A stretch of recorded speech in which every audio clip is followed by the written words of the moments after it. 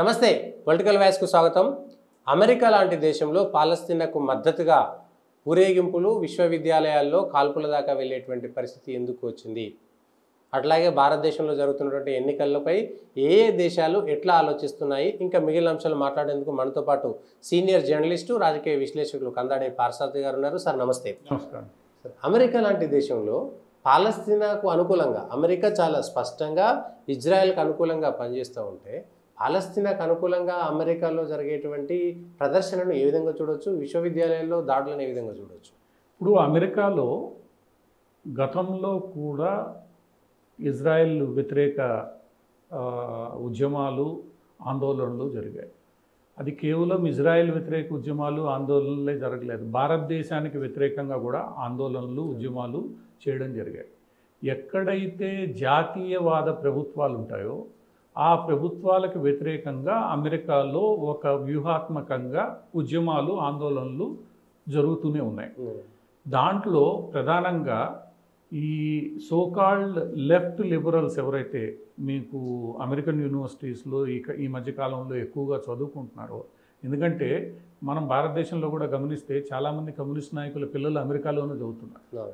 ఎందుకంటే అమెరికాలోనే వాళ్ళకి ఏమి మాట్లాడడానికైనా ఏమి చెప్పడానికైనా స్వేచ్ఛ ఉంటుంది, మిగతా దేశాల్లో ఆ స్వేచ్ఛ ఉండదు.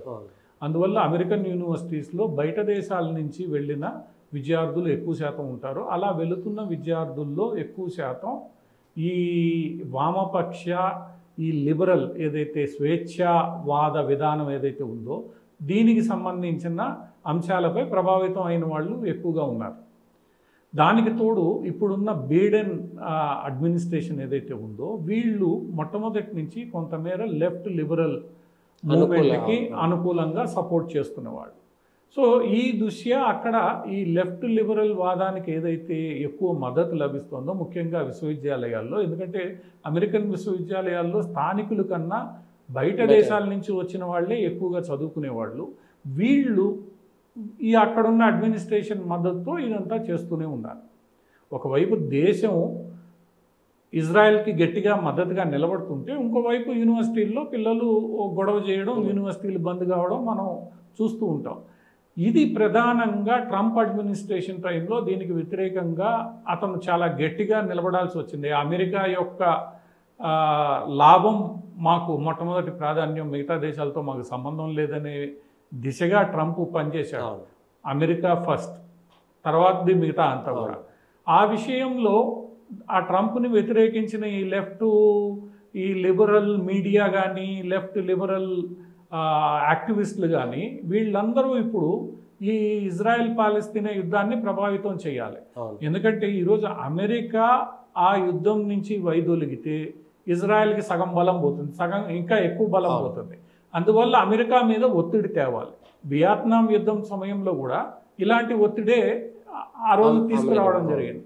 సో అమెరికా మీద అటువంటి ఒత్తిడి తేవాలని వీళ్ళందరూ చేస్తున్న ప్రయత్నం. ఎందుకంటే ఈ లెఫ్ట్ లిబరల్స్కి పాలస్తీనా ఇజ్రాయెల్ గొడవలో కేవలం పాలస్తీనా మీదనే సానుభూతి ఎక్కువ. ఇజ్రాయెల్ మీద దాడి జరిగి మొట్టమొదట 670 మంది చనిపోయారన్న అంశాన్ని వీళ్ళు మాట్లాడరు. వీళ్ళకి ఇజ్రాయెల్ అసలు ఈ గొడవ మొదలు కావడానికి హమసే కారణం, హమస్ దాడి చేసి 600 మందిని చంపేసిన దాని గురించి ఎవరు మాట్లాడరు.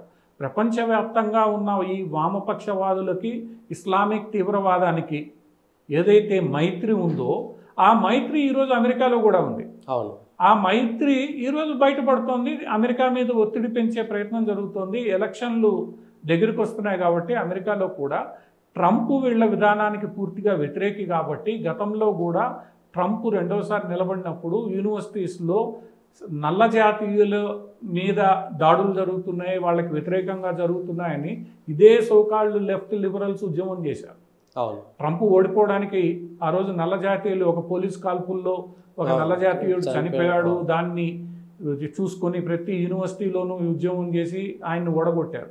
ఈరోజు మళ్ళీ అదే ట్రిక్ మన భారతదేశ రాజకీయాల్లో చూస్తున్నట్టు ఇప్పుడు కొత్తగా ఈ బ్యాండేడు రాజకీయాలు మనం చూస్తున్నట్లు అక్కడ కూడా సేమ్ అదే లెఫ్ట్ లిబరల్ ఎవరైతే వాళ్ళు ఉన్నారో వాళ్ళు అదే ట్రిక్ మళ్ళీ ప్లే చేస్తున్నారు.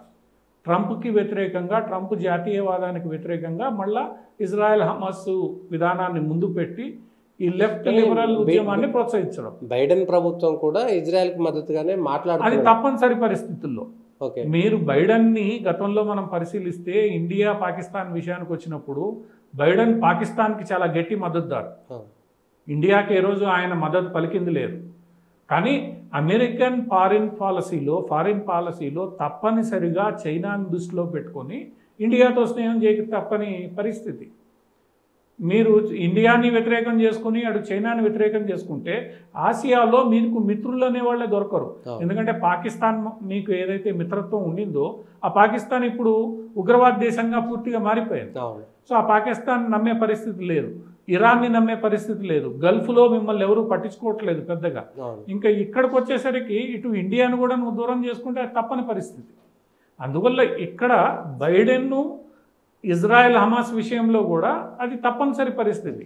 గత 100 సంవత్సరాలుగా వాళ్ళ ఫారిన్ పాలసీని ఈరోజు ఆయన ఒక్కడే మార్చలేడు. మార్చాలన్న వీలు కాదు స్థానికంగా ఉన్న పరిస్థితులు. ఎందుకంటే రష్యా సిరియాలో ఉంది, రష్యా ఇరాన్కి మద్దతు ఇస్తోంది.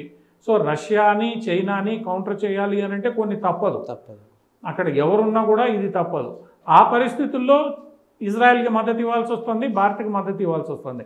కానీ ఎలక్షన్ల టైంలో మళ్ళా ఈ ఉద్యమం రావడం, ఇంత తీవ్ర స్థాయిలో రావడం అనేది మనకి గతంలో ట్రంప్ ఎలక్షన్లకు ముందు జరిగిన ఉదంతాలన్నీ కూడా మళ్ళా గుర్తుకొస్తున్నాయి.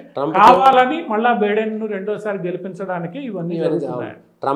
ట్రంప్ వ్యతిరేక ఉద్యమాలు జరిగినాయి, బైడెన్కేమో బైడెన్కి అనుకూలంగా ఉద్యమాలు జరుగుతున్నాయి. ఇది బ్రాడర్ పిక్చర్లో అక్కడున్న అంతర్గత రాజకీయాల కారణంగా అక్కడ ఈ ప్రస్తుత అధికారంలో ఉన్న ప్రభుత్వం ఏదైతే ఉదారవాద విధానానికి ఇస్తున్న మద్దతు కారణంగా ఈ ఉద్యమాలన్నీ వస్తున్నాయి. లేదంటే అమెరికా ఎక్కడైతే అమెరికా విదేశాంగ విధానం కానీ అమెరికా వ్యవహారం అంతా ఈరోజు కేంద్రీకృతం అయిందో దానికి వ్యతిరేకంగా దేశంలో ఈ స్థాయిలో ఉద్యమాలు జరిగే అవకాశమే లేదు.